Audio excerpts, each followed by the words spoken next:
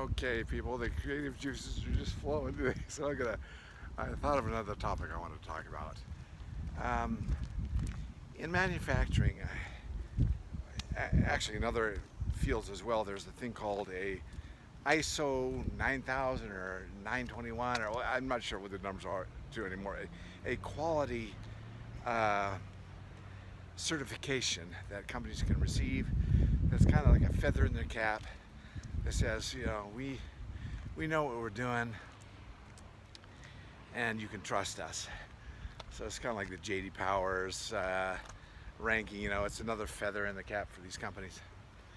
But I had the pleasure, the opportunity to be a part of that in this. I quit Honda and I went up to Detroit and I worked for a supplier, one of Honda's suppliers, and they wanted to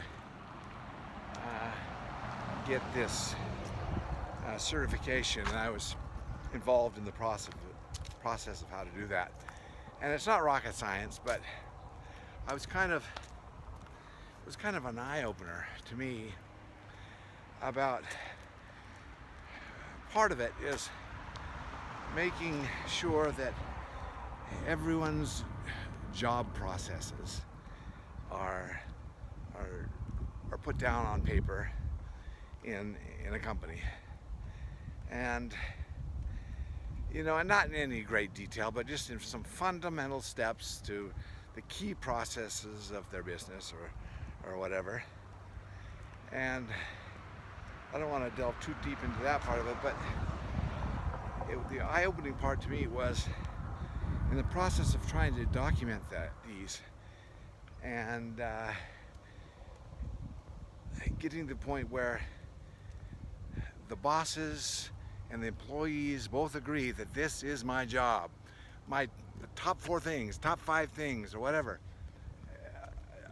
most important things to my job. And it struck me how little agreement there is. If you, just a low-line level employee, if you were to get them to write down what they think that the 5 most important jobs that they do are, and then ask the bosses the same thing, it would be rare, at least in America, that these would match, right? And I thought, wow, that is a powerful thing. So, getting ISO quality certified is one thing, but to really get this to sink into every employee all across the organization, that would be an amazing task, and a great objective for any company to have at least a written agreement between employee and bosses at all levels. These are the 5 most important things that you've got to do. These are the 5 most important things. And then also,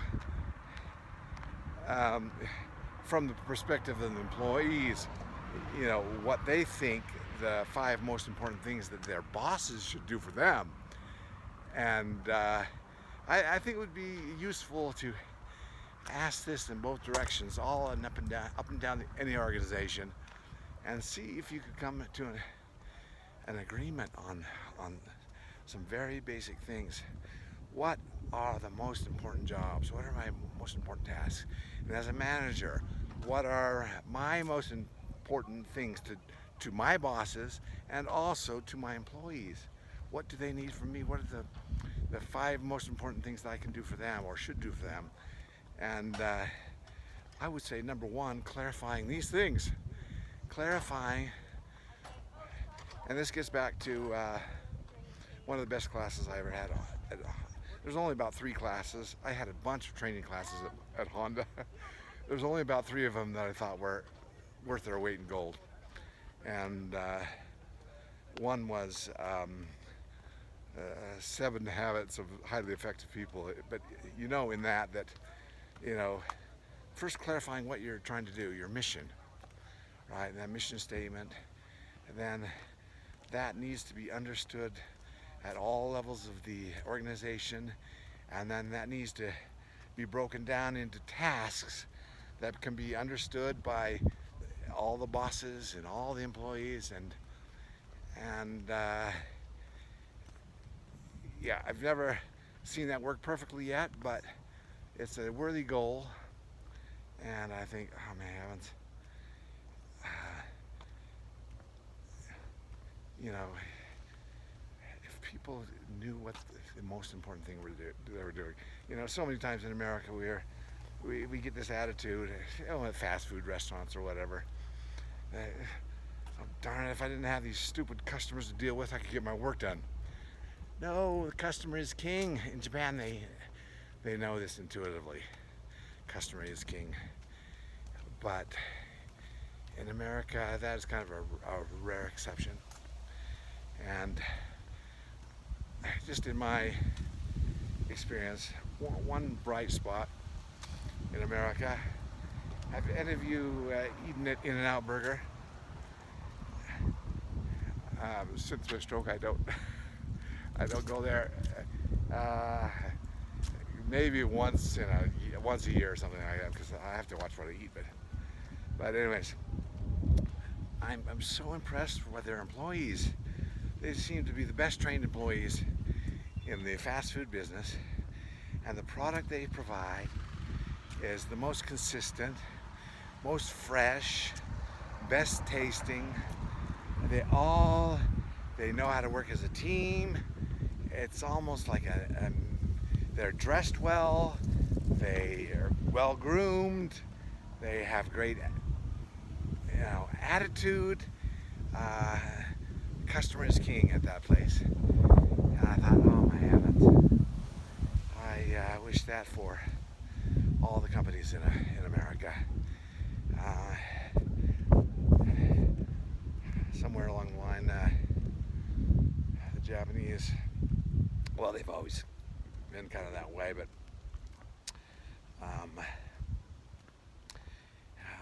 one of these times I'm going to talk about what Deming, I think he's Hungarian born but American, Deming, he kind of revolutionized the Japanese manufacturing world, and these kind of concepts, it just changed. They became a powerhouse in the world, and my dream is for America that we would adopt these policies and these habits and attitudes, and customer is king, and yeah. Oh, there is another I had to experience just this morning. It was quite good. At Jersey Mike's Subway sandwiches, or Jersey Mike's sandwiches. Just great employees with great attitude, and at least in the store near me, that was a bright spot. So anyways, hang in there, America.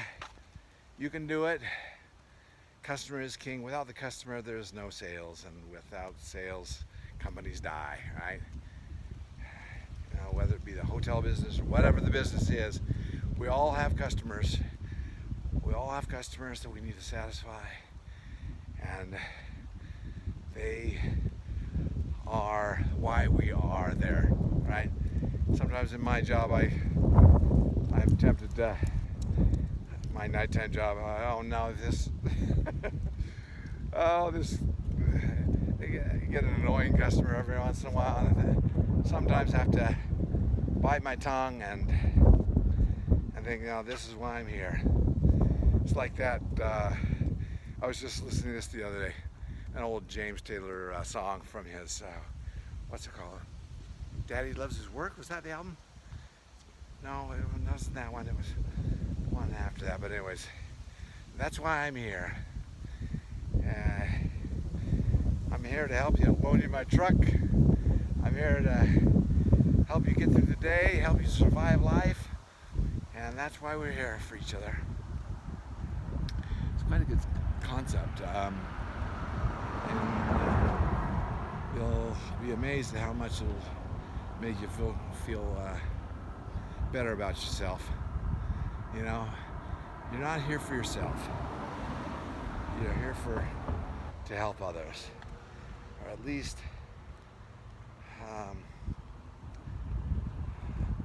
you should. The more you adopt that attitude, I think the better your life will be.